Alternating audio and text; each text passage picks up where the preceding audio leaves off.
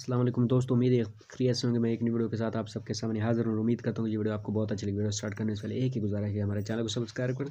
फिर मज़ेदार वीडियो आपके सामने पेश करता हूँ। आज जो मैं आपके सामने एक स्टोरी लाने आया हूँ, एक इम्तहान वाले सबक की स्टोरी लेके आया हूँ, जो कि मुझे खुद मैंने अपनी लाइफ में जो पेपर दिया था ना 9th का, खुद ये इम्तिहान का सबक जो आया था मुझे बड़ा अच्छा लगता है और एक बार आपको भी मैं सुना रहा हूँ।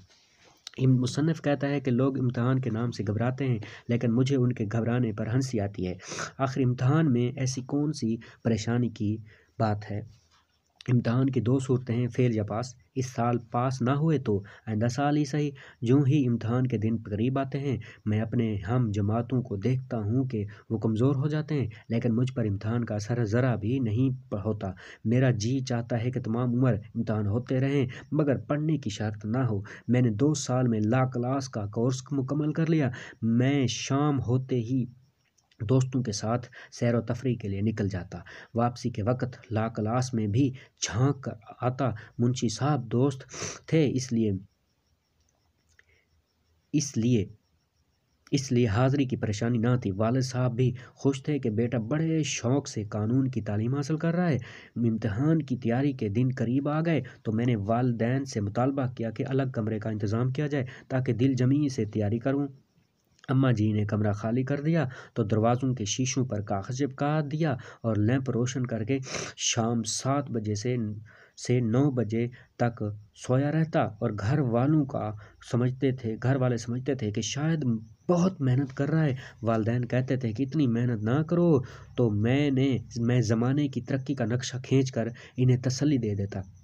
इम्तिहान शक के दिन करीब आ गए तो मैंने एहतियातन घर वालों को कहा दिया कि मेरी तैयारी मुकम्मल नहीं है, अगर फेल हो गया तो मेरी ज़िम्मेदारी ना होगी। वालिद साहब फरमाते हैं कि बेटा ज़र्रे डरने की ज़रूरत नहीं, मेहनत की है तो इम्तिहान में शिरकत करो। कामयाबी और नाकामी अल्लाह ताला के हाथ में है।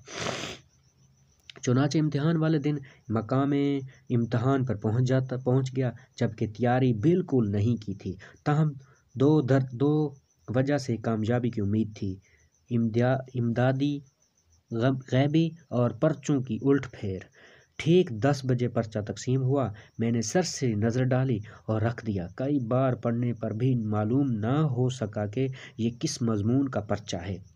निगरान साहब से पूछा तो उन्होंने मुस्कुराकर उन्वान पर उंगली रख दी। उस वक़्त मालूम हुआ कि असूल कानून का पर्चा है, इसलिए इस उन्वान के मुतालिक जितनी बातें वह दिमाग में आईं लिख डाली। मैंने इधर उधर पूछने की कोशिश की तो गार्ड साहब मेरे सर पर सवार रहते और कहते, जनाब अपने पर्चे पर नज़र रखें। जब इमदादी गैबी की तवक्को ख़त्म हो गई तो मैंने गार्ड साहब से पूछने की कोशिश की, और जब सवाल का जवाब पूछा तो मुस्कुरा कर बोले, मुझे मालूम नहीं। ऐसी हालत में जबकि एक लफ्ज़ भी नहीं आता था, 3 घंटे गुजारना बहुत मुश्किल काम होता है।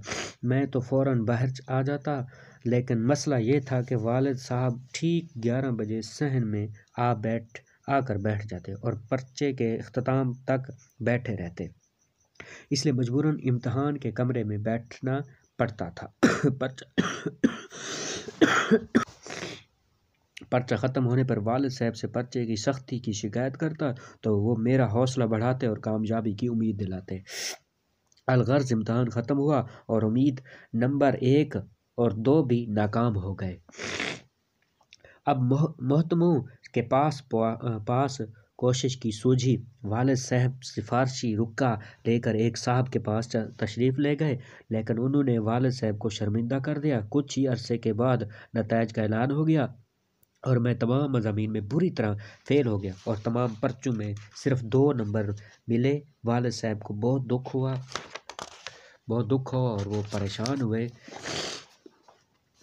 परेशान हुआ। बिलाखिर यही राय करार पाई कि किसी बदमाश चपरासी ने पर्चे बदल दिए हैं, वरना क्या ये मुमकिन था कि 3 घंटे मुसलसल लिखा जाता और सिफर मिलता।